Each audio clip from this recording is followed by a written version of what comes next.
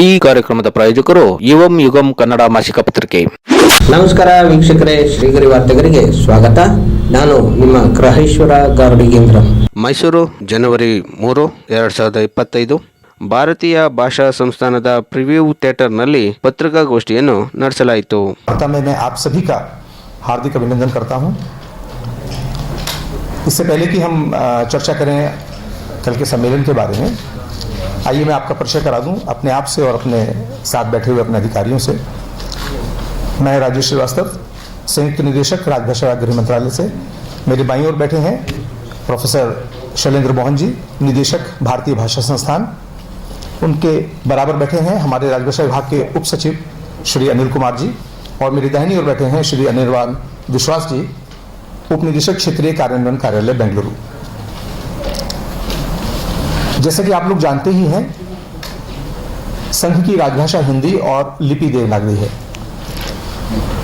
राजभाषा संबंधी सांविधिक प्रावधानों का अनुपालन सुनिश्चित करने और संघ के सरकारी कामकाज में हिंदी के प्रयोग को बढ़ावा देने के लिए जून 1975 में राजभाषा विभाग की स्थापना की गई थी। यह विभाग गृह मंत्रालय के स्वतंत्र विभाग के रूप में कार्य करता है। राजभाषा विभाग सरकारी कामकाज में हिंदी के प्रगामी प्रयोग को बढ़ावा देने के लिए निरंतर प्रयास करता रहता है, और इसी क्रम में प्रत्येक वित्तीय वर्ष में 4 क्षेत्रीय सम्मेलनों का आयोजन भी किया जाता है। 2024-25 का यह पहला आयोजन है।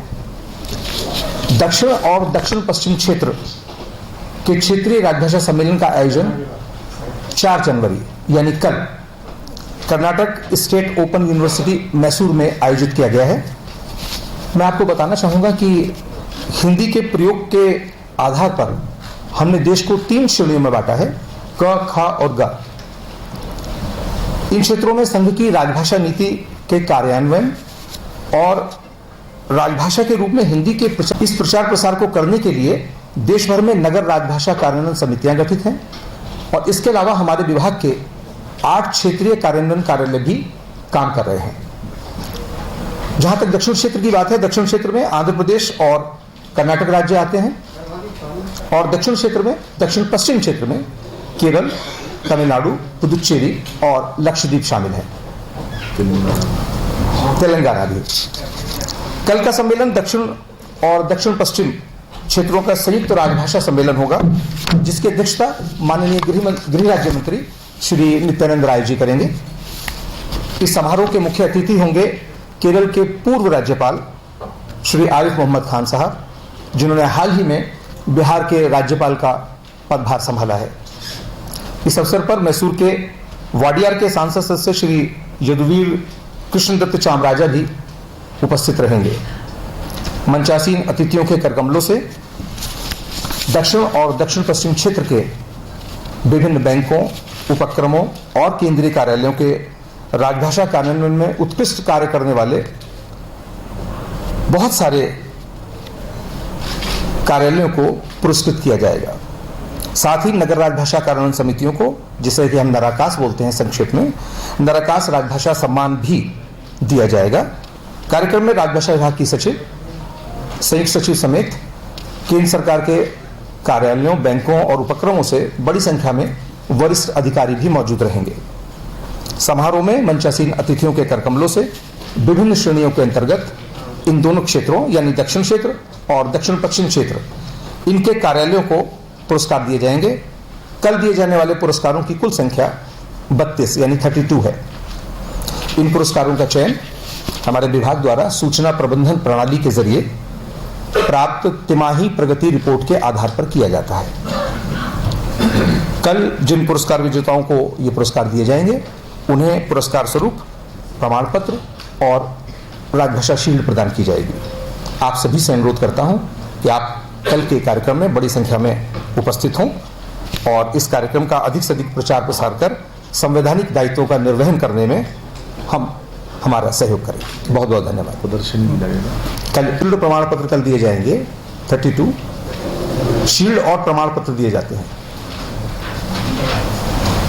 केंद्र सरकार के कार्यालयों, उपक्रमों और बैंकों में जो उत्कृष्ट कार्य करने वाले कार्यालय हैं, उनको ये सम्मान दिए जाते हैं।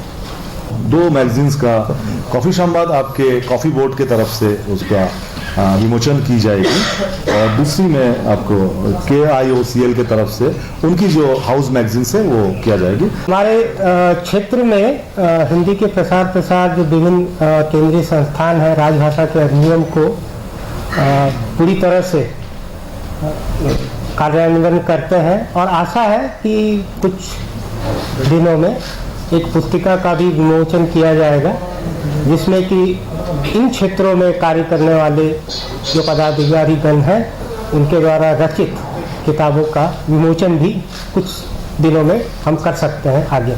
और जहाँ तक कार्यान्वयन का सवाल है, हमारे जितने भी केंद्रीय संस्थान हैं उनमें हिंदी का प्रचार प्रसार बढ़ रहा है। ऐसे पिछले 3 सालों में जिस प्रकार से जो रिस्पांस आते हैं उसके मुताबिक हिंदी का प्रचार प्रसार बढ़ा है।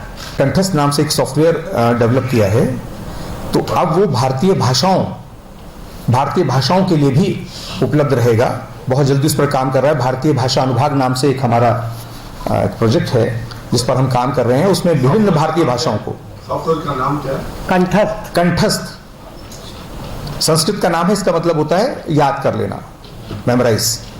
तो कंठस्थ नाम से सॉफ्टवेयर है, वो विभिन्न भारतीय भाषाओं के माध्यम से भी जल्दी ही कार्य करने लगेगा। उस पर विभाग कदम उठा रहा है भारतीय भाषा अनुभाग की स्थापना के माध्यम से।